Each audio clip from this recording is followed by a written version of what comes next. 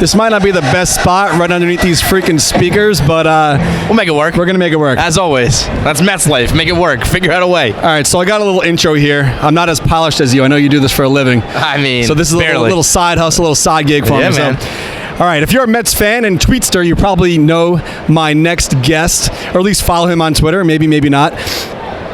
He cancels the season each year by around the All-Star break. At the latest. And is one of the most prominent Mets faces in the Barstool Sports office. Blogger, writer, podcast pioneer, at least in the Barstool world. Media and serious radio personality. It's Mr. Kevin, KFC Clancy. What's up, dude? How we doing, brother? We're doing all right. Appreciate you having me out. We are, well, you're kind of having me out. Today's Barstool at the Park. Yeah, you are my guest today. Yeah. So Citi Field, we're here. It's a new season. I am one of the most optimistic Mets fans I know, and you might be one of the most pessimistic Mets fans I know. What led you down this path of misery, and how did you become a Mets fan? Well, those are two different questions. How did I become a Mets fan? My grandfather passed it on to my mom, who passed it on to me. My dad's not much of a sports guy, more of like a cars guy. That's his like guy thing. Sports not so much. But my mom, hardcore Mets fan, she passed it on to me.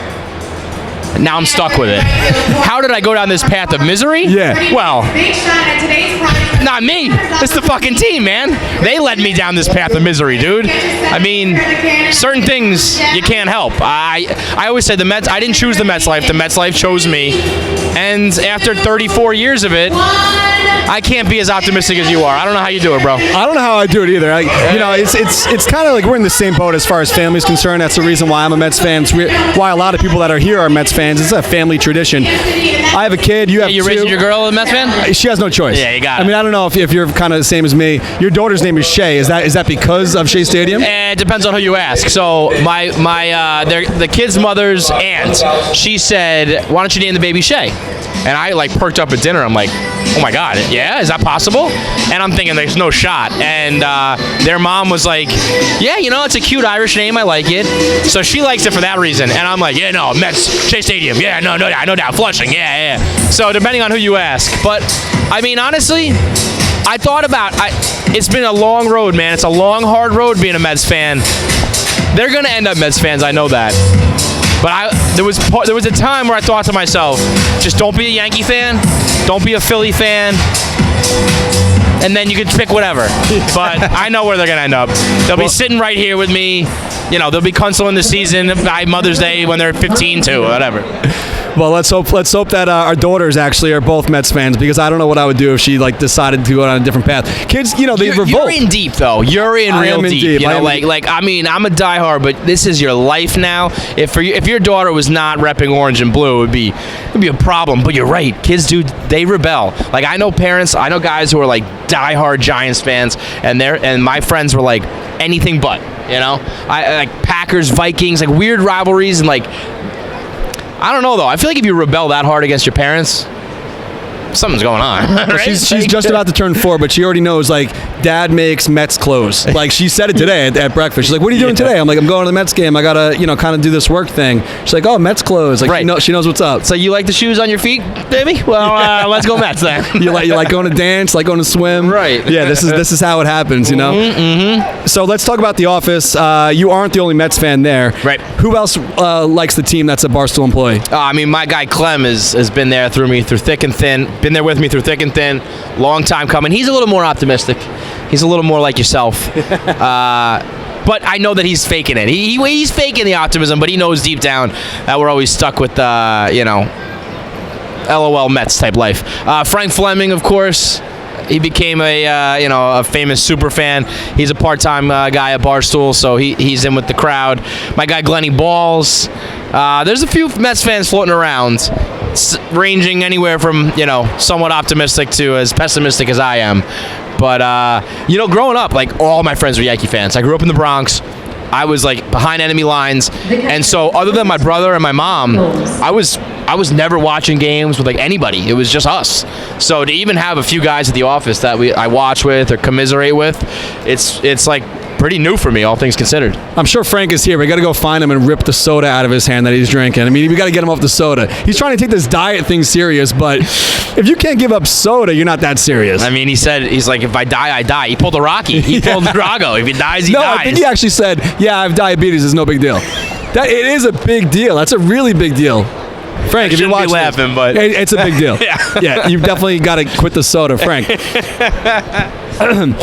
So listen, I'm gonna just bring this up because you guys are no strangers to controversy. Right. You get your fair share of hate on the internet. For sure. For some not for some reason, but it's weird. If you say you like Barstool, you're almost painted in the same brush as you're misogynistic, you're racist, whatever you may be. Yep. So, I consider myself a stoolie. I've been reading the site for a long time. I know you and we kind of met because of the 7 Line and started talking online because of that. Right. So it's unfortunate that the amount of people who love the site, love the brand, love you guys, also get painted in the same brush as you are XYZ because you like the brand. Correct. So are you guys ever, I know that controversy is also kind of good for the site. Yeah. It's good for clicks. It's good for listens on the podcast and on Sirius. People kind of, like, myself included, if there's some kind of beef going on, I tune in. Yeah. I tune into Barstool Radio. No such thing as bad publicity. But are you guys if Action Bronson wants to beat you up, it's good for business. I hear you, but it's got to be tiring. So you guys, it's kind of always on the defense.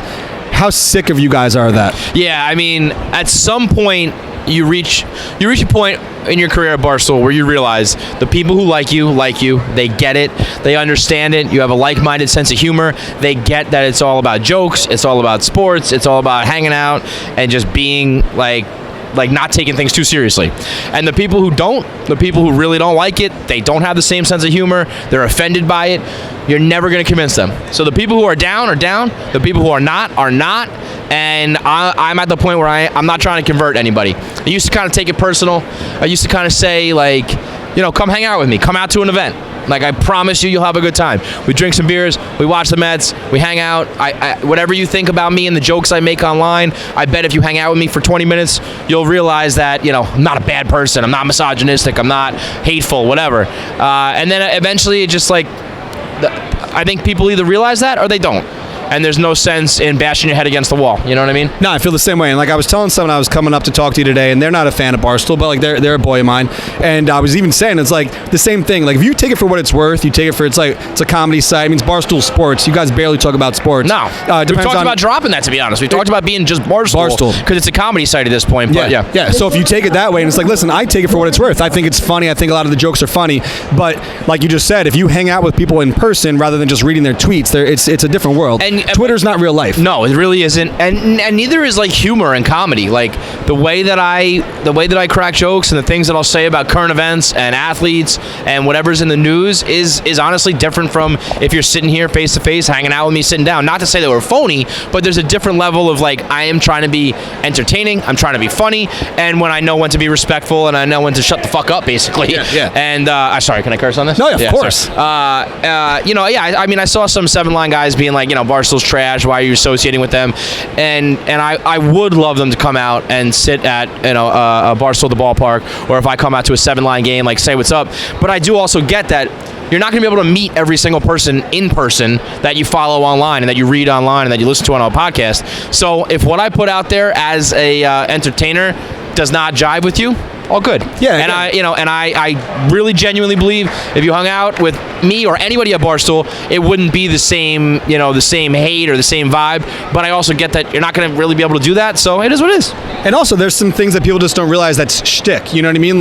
If you watch after whatever the last beef was, Dave put up part 2 of the documentary for free online, and I watched. I don't have Barstool Gold, but I watched part 2, and just to watch the roots of the whole thing, and him and his, I don't know if they're separated, but him and his ex-wife or whatever. Yep. She's basically crying at the end of the thing, being he loves this. This is what his passion is, whatever. And Dave is who Dave is. You talk about it a lot, Dave's a dick, whatever.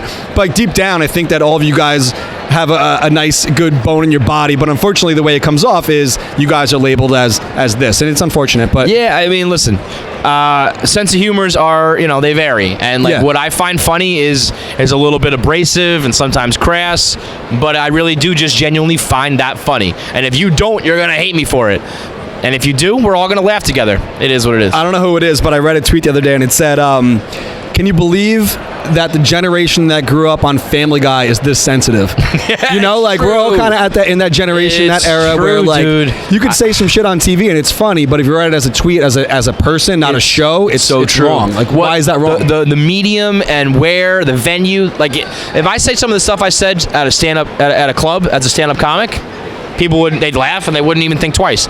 You put it in the written word, or you say it on a podcast where you sound like a little more personal, and the world goes crazy. The difference, I'm like 10 years in the game this August.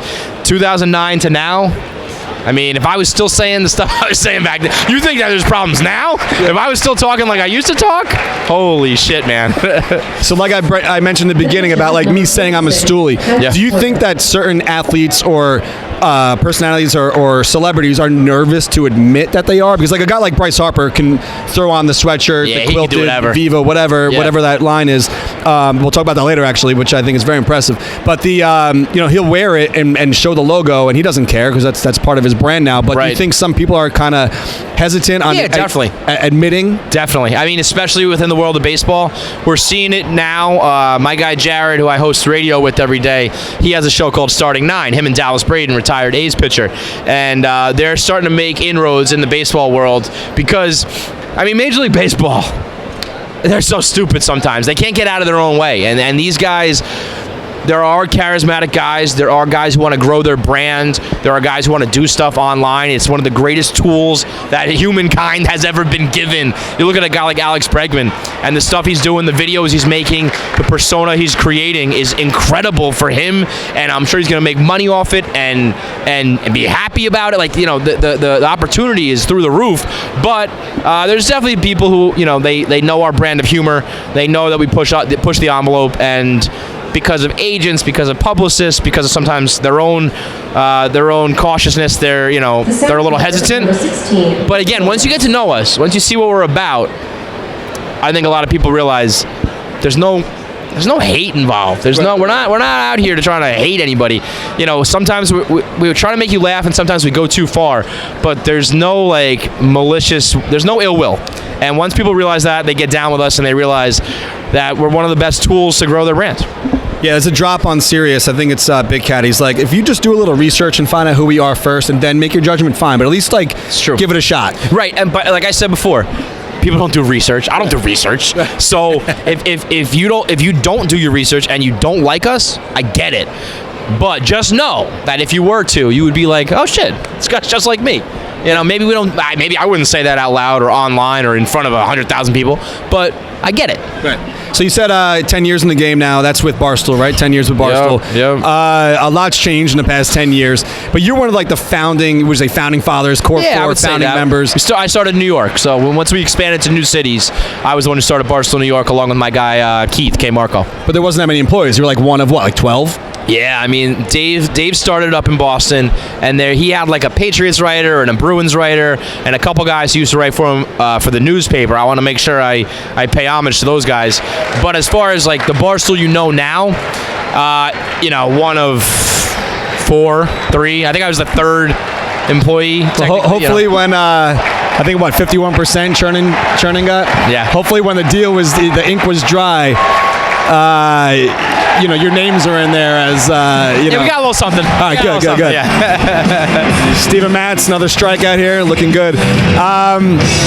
All right, so let's talk about the whole merger. Things changed. When I signed my licensing deal with Major League Baseball, I couldn't sleep for a month. It was actually a year in the works. So 2013-ish, I knew this was probably going to be happening, and I couldn't sleep. I wasn't sure if this was the right decision because perception's everything, and I don't want the fans to look at me like, oh, this guy sold out. I mean, to this day, I still own 100% of the business. Every decision that's made is mine, or Lizzie works for me. So were you specifically nervous when this was happening that things were going to change too much and your OG stoolies were going to kind of get turned off by it? No. Well, before I do that, I got to give you props because what you've grown here and what you've done from being literally just one guy as a fan to growing it to a merch brand, an outing brand, a beer brand. I mean, it's incredible. And the way you've done it, you kept it real, and I think that's the most important part. And when the Churning Group came along, big Hollywood media group, the number one thing Dave, our founder, said was we have to still maintain control of our content. And I never even questioned him on that. Like I wasn't at the negotiating table. It's above my pay grade. But I never even considered that he would not do it that way. You know, the way that deal went down was like they're gonna get involved. Of course, some things are gonna change in a good way. We're gonna have some money to fucking, you know, to hire new people and to have materials and get a new office. But I was pretty confident that we would never change our content, and I mean, we have not changed because of churning. I think, like I just said, 10 years ago, I was saying things that I don't say now. That has nothing to do with churning. That has to do with the world. If I say certain things now, it's just not it's not received the same way. But there's never once been a decree from above, like don't say this, don't say that. These kind of jokes are off limits. So I think as best as anybody can, we've kept it real despite growing. Has there been anything that was like hard to kind of get used to? Because like the brand has grown like tremendously. Was that 3 or 4 years ago? Whenever the deal went down, you're already going to be moving into a new office. Yeah. And the current one, I've been there once actually. The first time, actually more than once, but the first time I showed up, I was expecting it to be like a madhouse, like a fucking wild, like frat house. Like the doors open from the elevator and everyone's like sitting quietly working. I know. So you see that when the cameras are off, everyone's like, all right, let's get our fucking work done. But there are two very big misconceptions. Well, many big misconceptions about Barstool, but two main ones are one that we are like constantly partying, that we're like frat boys who are like doing keg stands all day long, and we're not. I mean, we're working. You know what I mean? Like it's a grind, and that's the other misconception is that the job is easy and that it's like, oh, you just watch sports and talk about chicks, and it's like, I mean, yeah, sure. If you want to boil it, you can boil any job down to like that. Right. Like, bottom line is we're working a lot of hours, a lot of time, a lot of effort. It's not easy. It's it's stressful. Public opinion. You got to worry. So yeah, when you walk in our office, it's an office. We're working. But yeah, we're moving out already. So. We are growing, but I don't think anything has changed. Like what's changed for me, we're under one roof. So now me and Dave Portnoy used to talk once a day for about 30 minutes over Skype, and we would be like, "Fuck you, no, fuck you." We'd argue about Deflategate. We go at each other, and then the computer would shut, and that's it. I go back to my regular life. He goes back to his. Now we're all under one roof. It's crazy, you know? Man. You got shit going on all day, dude. All day. But you're never really like off the clock. Like even when you're like bullshitting at home. You know, live tweeting a fucking award show. You're constantly fucking working. I mean, like you're a very open book. Like you've always been very open book. Yeah. Well, yeah. I mean, it is what it is at this point. But like, you know, not to downplay anything that's happened in your life over the past couple of years. But like, you're very open. Everyone knows who you are. But you're always on the fucking clock. Yeah. I mean, like. Get in the morning, we're recording our Snapchat show, write a blog, do some prep. By the afternoon, I'm on the radio. After the radio, I'm doing the podcast. After that, I'm doing Rundown. And then after that, the Mets are on. Yeah. And if I want to be like a Mets personality, like you said, I got to be live tweeting the Mets. And I got to be talking about whatever, you know, Mets, Nets, Jets events going on. And, like, it's a 24/7 thing, no doubt. And it's something... I mean, you know, they always say, like, don't mix business with pleasure, and it's like, well, that's exactly what we do. Right. I take everything that's ever made me happy or very sad, and I've just made it my business, and it's very cool to make money off it and to have a career out of it. It's also, you know, sometimes you want to not have to tweet a live game or whatever it may be, so it's a balancing act. So it's kind of a weird question to bring up because I was completely wrong about this. I texted you when the what do they call themselves? The Call Me Daddy girls. Yeah. Because we're at Citi Field. We're gonna have to talk about this. Mm-hmm. When the Call Me Daddy girls got hired, I was wrong. I was like, this isn't gonna last. Right. I'm like, this is I don't know, what is this? Is she just getting hired because she dated Noah Syndergaard? Right. And they're fucking huge now. The monster, right? Monster. I was wrong. I was wrong about that. Monsters. I was wrong to an extent too. I mean, they're pretty girls. They're funny. They're talented. Alexandra had a vlog ahead of time. She started to do a couple podcasts before she started with Barstool. They definitely were hungry and wanted it. And, you know, but if you even get to the point where you're kind of in the conversation with us, you know, you're making some waves and you're doing something right. Yeah. So it's not like it just materialized out of thin air. But that being said, did I ever expect them to be literally the fastest growing podcast in the game? Maybe like the fastest growing podcast ever. Like you look up at the fucking charts and it's Call Her Daddy and Joe Rogan. You know what I mean? Like crazy. Well, you got pretty girls talking about some raw shit. People are going to tune in. Yeah, You know, I mean, it's a good formula. you talk about being an open book and keeping it real. Yeah. Those girls pull no punches, man. So what about that then? Because like, how is it? You have a relationship with a lot of the players here. Syndergaard's been a guest on your show.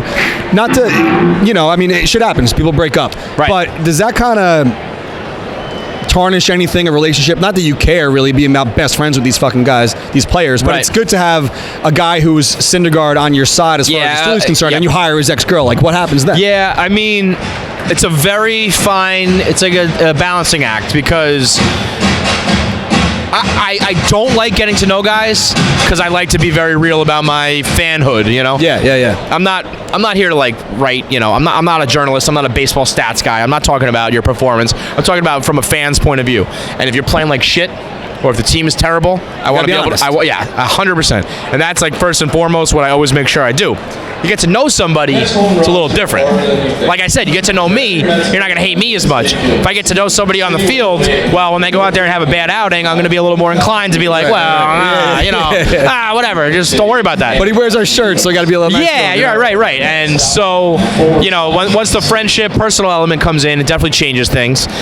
You hire somebody's ex-girlfriend. I don't think my guy Thor is too happy. I don't think he's exactly, knocking on Barstool's door anymore the way he maybe once was. So. But you brought up a good point about, kind of almost seeing behind the curtain. You don't want to know too much, kind of ruins it for you. I had an experience like that pretty early on with this, where I met a player who I thought was going to be like the man. He was a dick. I'm not going to, say his name. Come on, Ron Darling, say his name. But, that's almost like it's cool that you get access to a lot of shit. Like, you meet a lot of players. Like, even through Rough and Rowdy down in the Superbowl, like Darren, all these guys were there. So it would suck as a fan of these guys and fan of the teams to find out that they're dicks. Yep. So the access is cool, and it's also bad in some aspect, Yeah, no, I mean, I've had, well, I don't want to say names either, but, a catcher for the Mets who I once really revered. I was actually in college. I was working as a beat reporter. I asked him a question he didn't like, and he was not happy about it. I was like, oh, shit. Like, okay, I'm sorry. I mean, it changes things. It's definitely, but it's a fine line when you're not really media. You're not really It's like we're still just guys hanging out. Did he threaten to throw you through a table or no? No, the Mets catcher I'm talking about was, he told me to like the question, but he didn't go Action Bronson on me. All right, so let's talk about the whole CUNCEL thing. Yeah. Because I alluded this into the jump here, but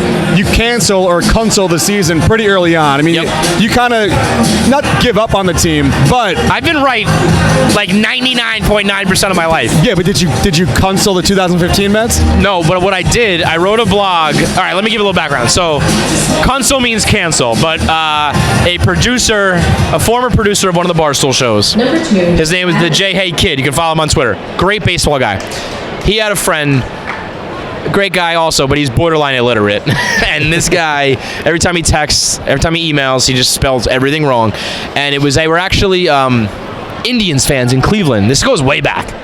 So they were rooting for CC Sabathia as an Indian, and he got traded to the Brewers. And they said, that's it, cancel the season. Yeah. And the way he texted it, it was CUNCEL DA SAESON, S-A-E. So CUNCEL DA SAESON became the mantra for anytime your team or anything is over, the minute you can pinpoint, like, that's it, we're fucked.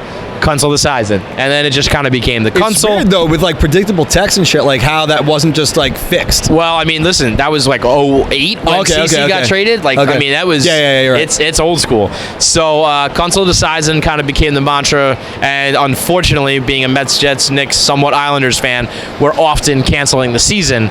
And the 2015 year, I wrote a blog at like right around the All-Star break, and I said, CUNCEL DA SAESON, and I put an asterisk. And in the blog, I said, unless they make a move. Yeah. Like, this team is there. Like, there's some good parts, and the pitching is awesome, but they're lacking offense. If they make a move for a bat, and then they got Cespedes, and they made the move Kelly Johnson and Juan Uribe, and it was like, see, I told you, but I didn't pull the trigger on that one.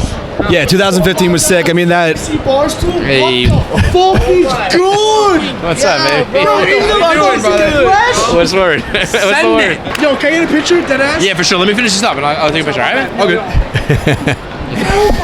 right, so 2015, end of the year. Yeah, nobody could have predicted that, but to go from where they were, like kind of like dead in the water after that walk-off loss. They played here against the Padres, and the next day. Oh my God! That was the night before, the day after the crying incident. Everything. Yep. You know, everything kind of like the switch was flipped after that weekend against the Nationals, and then we know what happened next. But your brother's also a big Mets fan, right? Yeah. So I remember 2015, you guys were sitting over the dugout. You're yelling at the fucking players. You're wearing one of our snapbacks. I'm sure. I had the shirt Portnoy too. probably wasn't too happy about I had that. a hat and the shirt on. You would have thought I worked for 7 Line and not Barstool.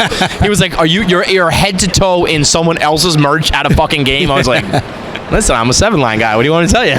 So the season's only a little bit over a week old. Mets are 5-2. I don't know when we're going to put this up, but for the time being, the Mets are 5-2. I'm always drinking the Kool-Aid. You're more realistic. Last year, Mets started 11-1. We all know what happened then. How are you feeling about this team this year?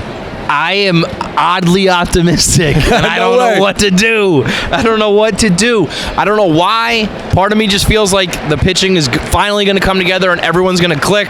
I like some of the new bats. As much as I was kind of against it and very cautious, Brody is like, he's getting to me. I'm drinking the Brody KoolAid a little bit. I remember when they signed that, you're like a fucking agent. Like what? But like, I don't know what he did to get the Wilpons ear, the Wilpons wallet. But they're a little more aggressive. I would have. I mean, this team right now, if you made a big splash, including a guy like Machado or something like that, I think would be fucking great. But I'm a little higher than usual. I don't know why, but famous last words, man. Well, yeah, I don't know. If the Mets could win the championship in April, we'd be opening day all-stars, baby. Or just delete June last year, then we'd be all right. But I know the other day you picked JD as like your guy. Yeah. And then the next day the fucking guy can't make it out. So yeah, there's always a guy like Jay Payton is famously like that team 99, 2000, loaded with stars but I love Jay Payton. I always kind of gravitate towards like Bartolo was my guy, and even Juan Uribe. And I have hopes that maybe J.D. Davis is that guy. I think you guys were more enamored by Uribe for other reasons. The cocaine in his I think the ladies are. I don't know about us. Well, it's a fun topic on the internet at least. So you do design a lot of T-shirts also, Mets-related T-shirts. I try. I emulate you, bro. Well, there's only so much we can get away with, right? I mean, yeah, that is true. Yeah. I do feel bad. You got the handcuffs on. Right. We can make shit. We can put it up real quick. We'll get the slap on the wrist, but we put them up and let it fly. Right. So I'm not talking about most popular as far as sales are concerned, but do you have a favorite shirt that you've designed or that you guys have put out that's Mets related? I think I kind of know what it is. I mean, congratulations, Joe. That's Mets amazing trivia. I think they're kind of one and the same. The Big Sexy shirts were really, like, Big Sexy was something that I started, and the fact that it went like viral and got outside the Barstool bubble, and the guys like at the MLB Network, like Major League Baseball was tweeting it, MLB Network was calling him Big Sexy, having no idea that was a Barstool thing, which is funny. Whenever the Barstool haters don't know there's something that's Barstool, like you're calling him Big Sexy, guess where that started, guys? But the Big Sexy one was cool. During the 2015 run, we made like a Apple logo that I really liked. We totally bit your the catcher neon shit, and we did an LGM in the neon that I liked. So there's been a couple cool Mets designs over the year, but the one that really hit and went like out, like people started making bootleg ones. That's when you know you got a hit. Well, that was the Big Sexy Bartolo shirt. I was gonna say I thought it was last year with the middle finger. Oh, that was good. Yes, that was great. Yeah, you know what? That's a good one. Which I still don't know how that wasn't taken down immediately. I don't know how we got away with that one too. Like, dude, this is like, you better make your money today because it's coming down. That's what I said. I was talking to my boss, Erica. I said, we'll get 24 hours out of this, but we're going to fucking kill it. And that was so symbolic, man. If you've ever rooted for the Mets, if you've ever lived and died with this team, that was a great one for sure. And we did a Bartolo home run commemorative. It was like a Jordan logo, him swinging the bat, and it said like Petco Park, 300 feet, whatever the stats were of his home run. That one's near to my heart. Oh, that's right. That was an outing. That's like unbelievable. Somehow, some way, God's a Mets fan. I don't know. He hasn't been helping us out down here, but on that day he was. And that kid got the tattoo right after it too. Yeah. He said it to me in the bar before the game. He goes, Bartolo Colon ever hits a home run, I'm going to get a Bartolo Colon tattoo. An hour later, the fucking thing happened. Unbelievable. Amazing. So let's keep talking about the merch. The Viva line, which is like the Barstool like premium stuff. Yeah. That's under your umbrella? That's your stuff or what? Yep. Yeah, so, I mean, we made our bones for years making, the GOAT T-shirts, making funny slogans, sports shirts, whatever. And but it got to the point where I was like, I think we can make some real clothes out of this, like stuff that you would wear to the bar, stuff that you would wear out at night, stuff that you would wear, just hanging out, not just like to a game or to be funny. And so me and my guy Feidelberg, we linked up with this guy Rich Franklin out in Brooklyn, and we just made a line of hoodies and joggers, Henleys, hoodies, T-shirts, and it's we kind of like minimize the branding, just says Viva instead of like a giant bar stool, and it's a little bit streetwear. It's like streetwear if you're not like totally streetwear kind of guy. Right. And we made it, the way I kind of do Barstool is more the lifestyle side of things. A lot of people focus in on the sports aspect. I'm more kind of like, this is just how I live. This is what I find funny and what I like, and these are the clothes I like to wear. And it's been a hit. I mean, people have really, it's resonated with people. Like you said, a lot of people buy the funny Barstool merch, the funny T-shirts, whatever. Were you surprised in the beginning when you first came out with this stuff? It's a little bit more expensive. It's nicer. It's premium. It's cut and sew. Yeah. That they were going to spend the money. Were you surprised?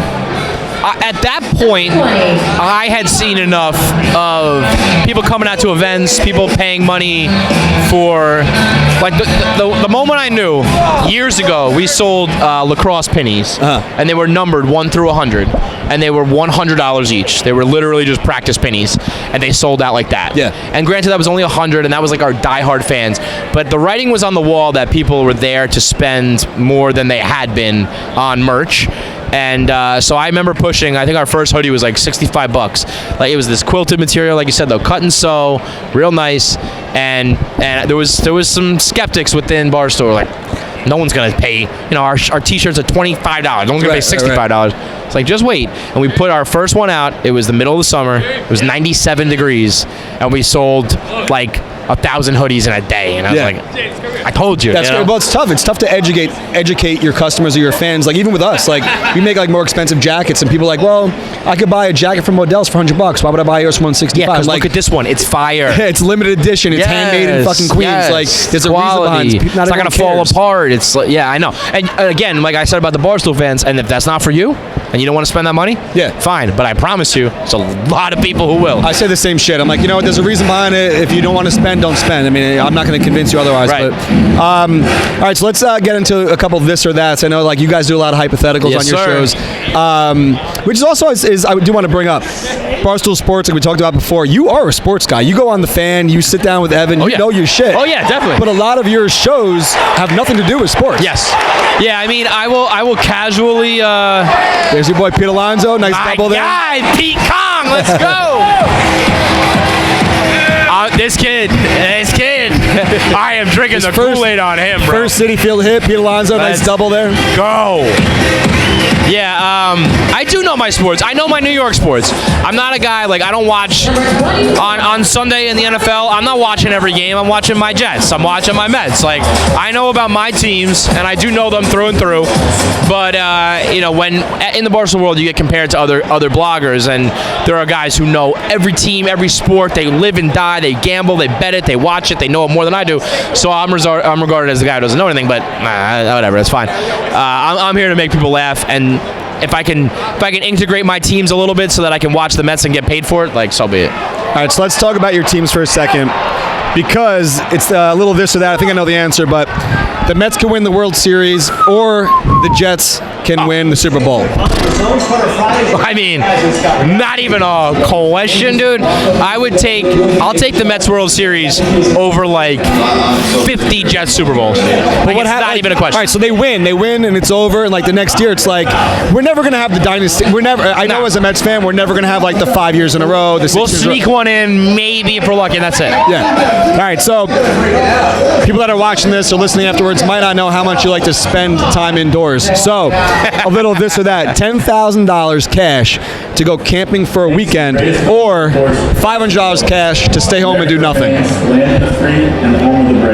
I need the money right now, bro. I'll take the 10K. 10K to go camping. Like deep, grimy. No, just camping. Just go camping. Regular camping. I got a tent. I'm actually surprised you're even here right now. Like, we're outside. It's a nice day. You're not saying it's April. It's too cold. It is a beautiful day. We got blessed. If you give me like enough, like a tent and a sleeping bag, 10K, I'll take it. Maybe you do camping. You can like get Postmates to your tent or some shit. If I'm within the Postmates, I'll take it. All right, so one more. This is this place near and dear to my heart that I know you love as well. You could spend a weekend at the Boardy Barn or a weekend at the Jersey Shore. Ooh. With like your tight crew, like whoever you want to bring to both spots. This is, usually you're one or the other. Like, people are from Long Island, they're like, fuck the Jersey Shore. Or if you're a Jersey guy, you think that Long Island's bougie. I grew up in Westchester, I'm in the Bronx, I'm in the middle. I did both, I love both. Love the Jersey Shore, but the Boardy Barn, I mean, there's only one place like that on the planet Earth, and it's the Boardy Barn. Well, I think we should go this summer at least once. Oh, you want to make an outing? You want to do it? 2 washed up dads doing it? We still got it in you? I'm down. We don't have to wait online. Right. Cut the line, go right in. VIP. All right, let's go. Yeah, absolutely. Let's do it. So, Kev, I'd say good luck, but I feel like every time I look up, Barstool's just doing more bigger and better things.